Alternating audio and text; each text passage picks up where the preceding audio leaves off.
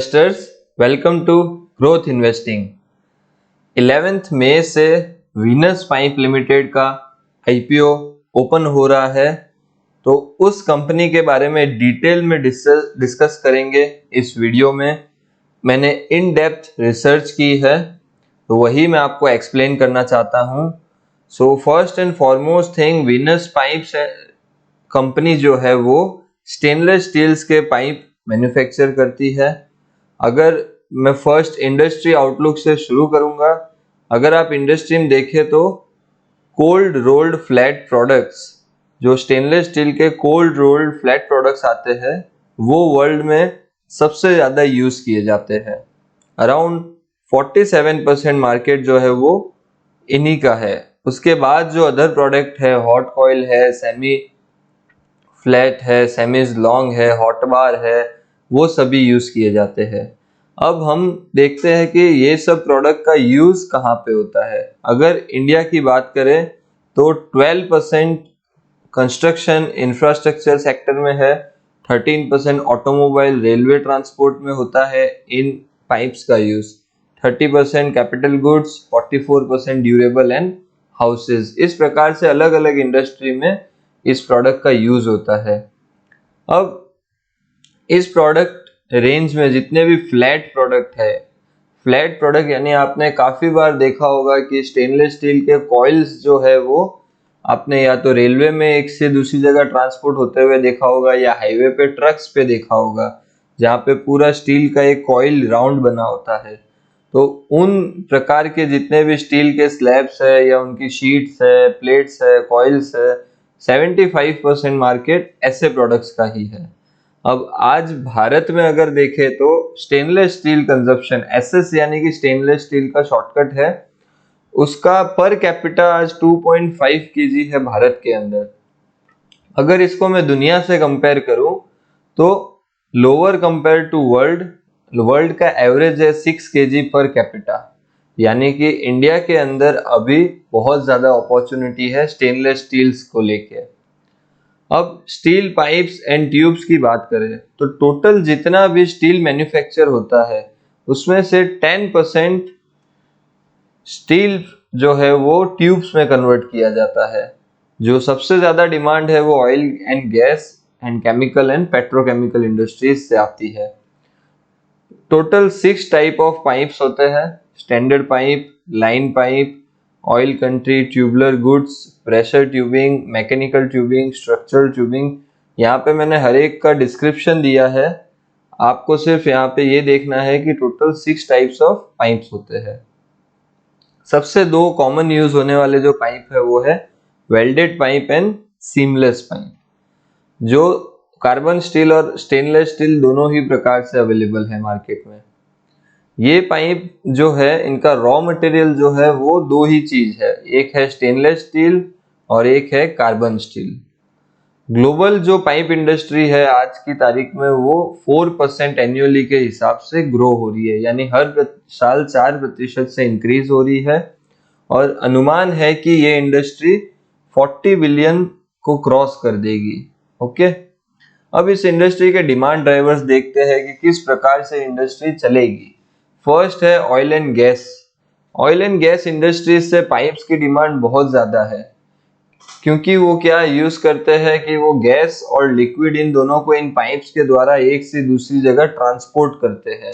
तो अपने सिटीज में जितने भी सीएनजी पाइप्स है या पीएनजी पाइप्स है, उन सब में पाइप्स का ही यूज होता है, उसी प्रकार से वो गैस ट्रांसपोर्ट होती है। अब यहाँ पे एक्सपेक्ट किया गया है कि आज की तारीख में 97 million barrels per day use है ऑयल का, और एक्सपेक्ट किया जा रहा है कि ये 1 मिलियन बैरल हर साल इंक्रीज होगा टिल 2025। सो इसकी वजह से पाइप्स की डिमांड इंक्रीज होगी, और न्यू पाइपलाइन प्रोजेक्ट इसी की वजह से कमीशन हो रहे हैं। पाइपलाइंस की कैपेसिटी जो है वो बढ़ा दी जा रही है। इसके बाद अगर अब आते हैं इंडिया की इंडस्ट्री। अगर पाइप की इंडिया की इंडस्ट्री देखें तो the production and consumption of steel pipes and tubes in India has steadily grown at 5.8% and 7.4% production जो है वो 5.8% से इंक्रीज हो रहा है, हालांकि कंजप्शन 7.4% से इंक्रीज हो रहा है, यानी कि हर साल 7.5% से ये इंडस्ट्री ग्रो हो रही है। अब जो डिमांड जो आ रही है वो इंफ्रास्ट्रक्चर सेक्टर से आ रही है, वाटर ट्रांसपोर्ट से आ रही है, मेनली ड्रिवन बाय जल जीवन मिशन जो गवर्नमेंट ने लाया है, construction sector, oil exploration, industry application and expansion of gas pipeline in cities, इन सब की वजह से यहाँ पे डिमांड इंक्रीज हो रही है। अब अगर वैल्यू टर्म में देखें तो इंडिया की जो स्टील एंड पाइप इंडस्ट्री है वो एस्टिमेटेड की जा रही है 550 to 600 बिलियन का ये मार्केट है, with nearly 10 kg per capita consumption, and steel pipe and tubes consumption in India is less than the global average, यानी कि भारत के अंदर आज 10 kg पर कैपिटा का कंजप्शन है, पर उसको अगर वर्ल्ड से कंपेयर किया जाए तो वर्ल्ड में मिनिमम 21 से 22 21 to 21 kg है, and about 1/5 of Chinese 55 to 60 kg, which indicate कि ह्यूज अपॉर्चुनिटी इंडिया के अंदर है। ये 10 kg बढ़ के जब 22 kg वर्ल्ड के लेवल पे आएगा तो ऑटोमेटिक इंडस्ट्री यहाँ से डबल हो जाएगी। मेनली नीचे इंडस्ट्री है pharma, oil and gas, chemical, petroleum, जो इसको ड्राइव करेगी। इस इंडस्ट्री में हाई एंट्री बैरियर भी है, हर कोई नया प्लेयर आके सेटअप कर ले वो बात नहीं हो सकती, बिकॉज इन्वेस्टमेंट का भी बहुत ज़्यादा रोल है, और प्लस आपके प्रोडक्ट्स जो है वो आगे अप्रूव होना वो भी एक बहुत बड़ी बात है। डोमेस्टिक मार्केट जो stainless steel pipe and tubes industry है वो 1.1 मिलियन टन्स करंटली से ग्रो होते हुए 1.6 मिलियन टन्स तक पहुंच जाएगी, यानी सालाना 8.5% की ग्रोथ इंडस्ट्री में होगी। अगर इंडस्ट्री 8.5% से ग्रो करेगी तो कंपनी उससे ज्यादा ही ग्रो करने वाली है। अब मेजर प्लेयर्स देखें इस इंडस्ट्री में, मेजर प्लेयर्स है रत्नामी मेटल्स एंड ट्यूब जो ऑलरेडी लिस्टेड है, जिंदाल सौ, महाराष्ट्र सीमलेस, मैन इंडस्ट्री और वेल्सपन कॉर्पोरेशन, ये सभी कंपनियां ऑलरेडी लिस्टेड है, जिसमें सबसे बेस्ट कंपनी जो इस इंडस्ट्री में है वो रत्नामी एंड जिंदाल सौ, ये दो मार्केट की लीडर है इस इंडस्ट्री के अंदर। अब हम कंपनी का ओवरव्यू करते हैं, यानी कि वीनस पाइप्स का।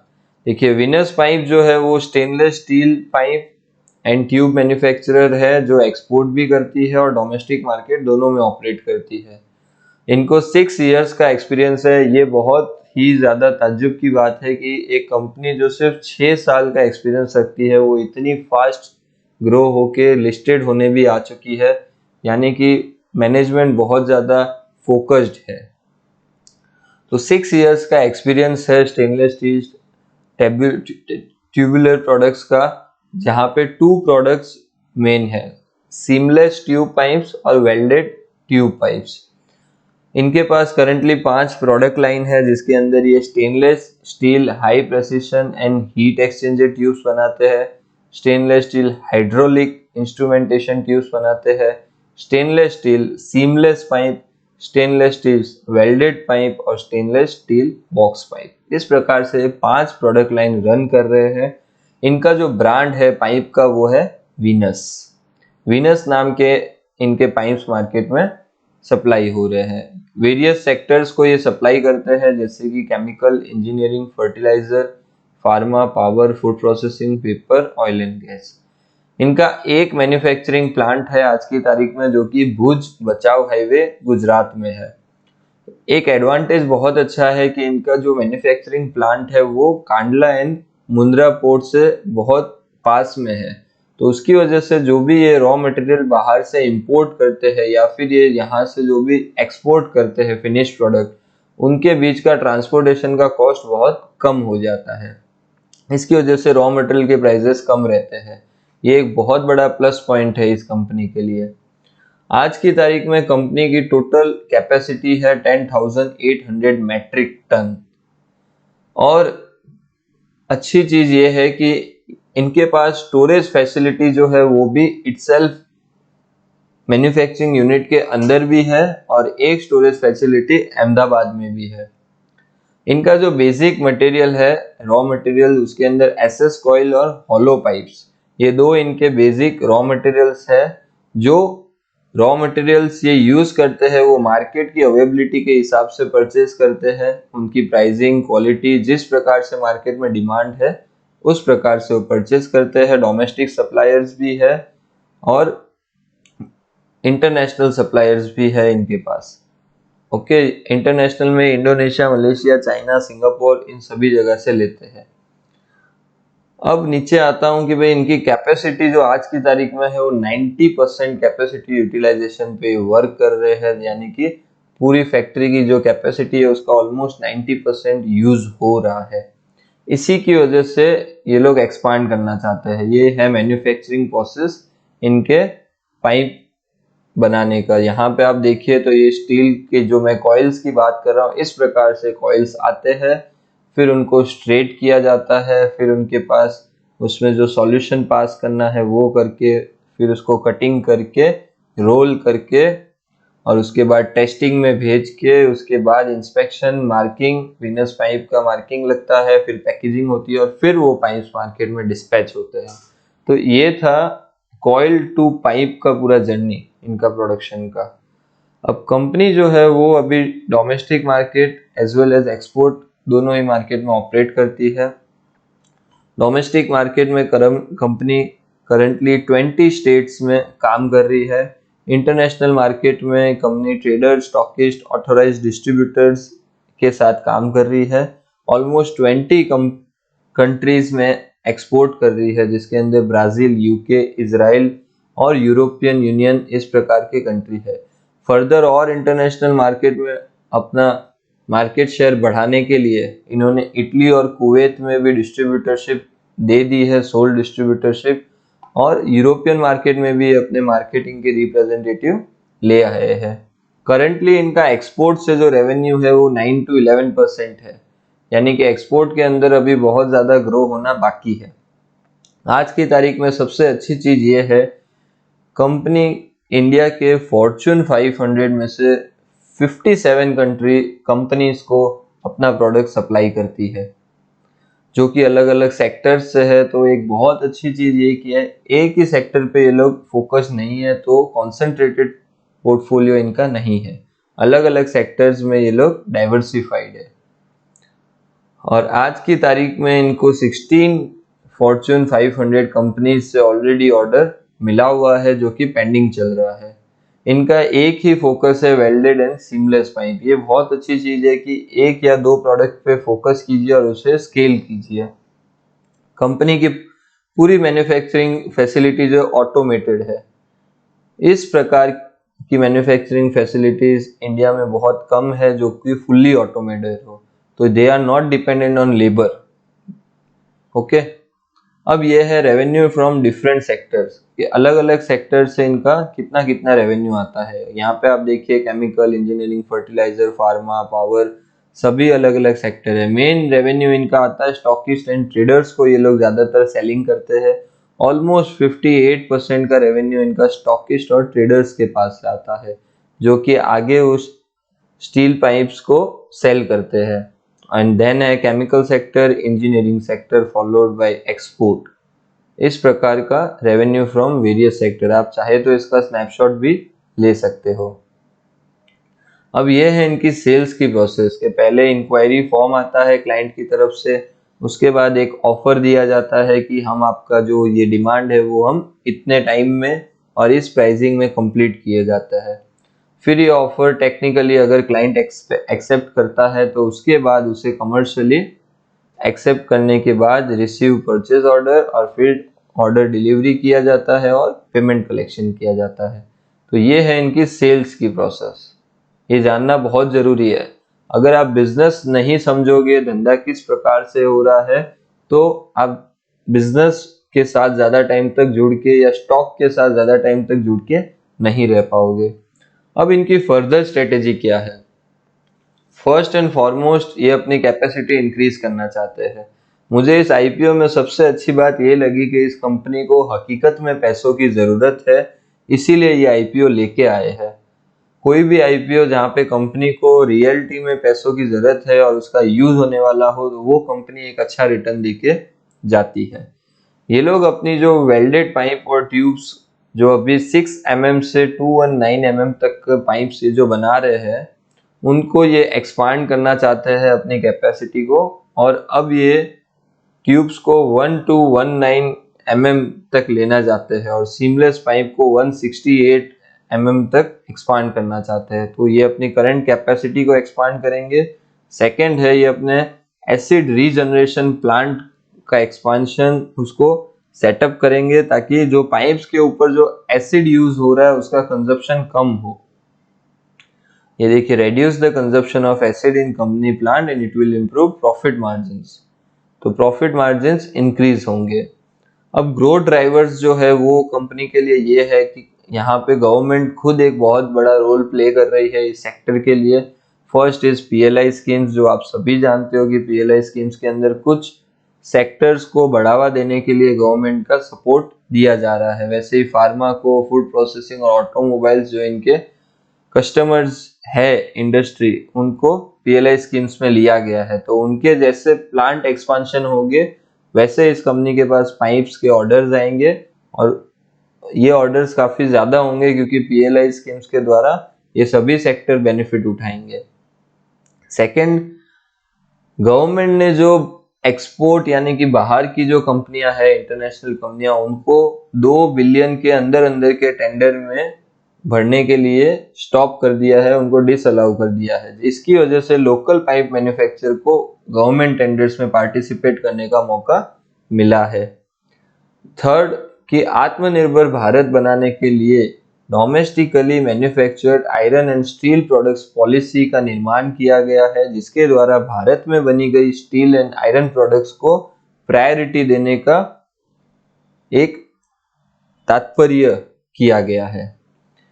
इन्वेस्टमेंट ऑफ 111 ट्रिलियन, जी हाँ, इतना बड़ा investment national infrastructure, pipeline and other sector specific policy reforms government ने पास किए हैं, जिसके द्वारा ये इंफ्रास्ट्रक्चर को बढ़ाने के लिए ये लोग इन्वेस्टमेंट करेंगे। तो ये थे कि ग्रोथ ड्राइवर्स। अब आते हैं रॉ मटेरियल की तरफ। देखिए, बेसिक रॉ मटेरियल्स है होलो pipes which used for seamless pipes tubes manufacturing. Company is planning to set up a piercing line for manufacturing of hollow pipes. ये मुझे सबसे ज्यादा अच्छा ये चीज लगा है इस पूरे आईपीओ रीडिंग में कि कंपनी का जो बेसिक रॉ मटेरियल है हॉलो पाइप, कंपनी उसी का प्लांट लगाने का सोच रही है, और जिसकी capacity 800 metric ton per month होगी। तो इसकी वजह से क्या होगा कि कंपनी अभी तक जो रॉ मटेरियल के लिए दूसरी थर्ड पार्टी पे डिपेंडेंट थी, वो डिपेंडेंसी कम हो जाएगी और उसकी वजह से मार्जिन्स में इंप्रूवमेंट होगा। तो जब रॉ मटेरियल की डिपेंडेंसी खत्म हो जाएगी तो उससे ये कंपनी का जो प्रॉफिट मार्जिन है और काम करने की जो स्पीड है वो और बढ़ जाएगी। स्टील कॉइल्स जो ये यूज करते हैं, जो सेकेंड रॉ मटेरियल है, वो इंडोनेशिया, मलेशिया से ये लोग सोर्स कर रहे हैं, साथ में डोमेस्टिक जगह से भी सोर्स करते हैं। ये है इनका सोर्सिंग ऑफ रॉ मटेरियल। सबसे ज्यादा डोमेस्टिक से ही सोर्सिंग होता है, उसके बाद है international. Now next comes to financial. Company की इनकम बहुत अच्छी तरीके से ग्रो हो रही है, जो फिस्कल 2019 में 1205 मिलियन थी, यानी 120 करोड़ जो थी वह 278 करोड़ रुपए तक पहुंच चुकी है। एबिडा भी अच्छा ग्रो हुआ है, 8.2 सीआर से 35 सीआर तक इनका एबिडा पहुंच चुका है। एबिडा मार्जिन भी ग्रो हुआ है, जो 6.98% था वो 12.83, यानी कि ऑलमोस्ट डबल होने पे आ रहा है एबिडा मार्जिन। यानी कि इन्होंने अपने कॉस्ट पे बहुत काम किया है, एक्सपेंस को कम किए हैं। पैट मार्जिन्स भी 3% से बढ़ के 8.48% हो गए हैं। अब इसमें ज्यादातर हाथ जो है वो कमोडिटी के प्राइस बढ़ने का भी है। जो स्टील के पाइप इंक्रीज हुए हैं उसकी वजह से डिमांड भी इंक्रीज हुई है और इनके प्रोडक्ट्स के प्राइसिंग्स और मार्जिन्स सभी पे इफेक्ट आया है। तो this was the financial. Now finally the promoters. देखिए, आप कोई भी कंपनी जब रिसर्च करते हो तो डॉट्स को कनेक्ट करना सीखिए कि आप किस प्रकार से कंपनी के फंडामेंटल्स को, टेक्निकल्स को, प्रमोटर्स को एक दूसरे से कनेक्ट कर सकते हो। जब तक वो कनेक्शन नहीं बैठेगा तब तक आपका कन्विक्शन नहीं बैठेगा। अब यहाँ पे जो प्रमोटर्स का मेरे को बहुत अच्छी चीज लगी है, यहाँ पे प्रमोटर्स बहुत यंग है। अगर आप चेयरमैन देखो तो डायरेक्टर में 38 ओनली एज है जयंती राम मोतीराम चौधरी, 44 एज है अरुण अजय कुमार कोठारी। इस प्रकार से एज काफी कम है। एंड सेकेंड फॉर्म बहुत अच्छा चीज ये है कि सभी की जो डायरेक्टरशिप है वो कहीं ना कहीं और जगह पे भी है जिसमें लिस्टिंग कंपनी ऑलरेडी भी है। फॉर एग्जाम्पल कैलाश नाथ भंडारी जो है उनका हिंडाल्को इंडस्ट्रीज में भी डायरेक्टरशिप है। हिंडाल्को आज की तारीख में बहुत अच्छी कंपनी है। गुजरात सिद्धि सीमेंट में भी इनका होल्डिंग है, सुहास में भी इनका होल्डिंग है, मैग्मा में भी है, agriculture insurance, Jaiprakash associate, Saurashtra cement, ऐसी सभी कंपनियों में इनका होल्डिंग। और ऐसे व्यक्ति अगर बोर्ड ऑफ डायरेक्टर पे है यानी कि बोर्ड ऑफ डायरेक्टर बहुत स्ट्रांग है। नीचे भी जो श्याम अग्रवाल है वो मयूर यूनिकॉर्टर्स में भी बोर्ड ऑफ डायरेक्टर्स में भी है। तो Mayur Uniquoters is also a very good company. और वैसे ही इन जयंती राम जी का भी एक्यूरेसी शिपिंग लिमिटेड में डायरेक्टरशिप है। तो ये एक बहुत अच्छा कॉन्फिडेंस बिल्डअप करता है एक कंपनी को लेके। नाउ ये हो गया विनस का पूरा रिसर्च यहाँ पे कंप्लीट। विनस का जो आईपीओ है वो 11 मई को ओपन हो रहा है। सो आप सभी इसके अंदर अप्लाई कीजिए।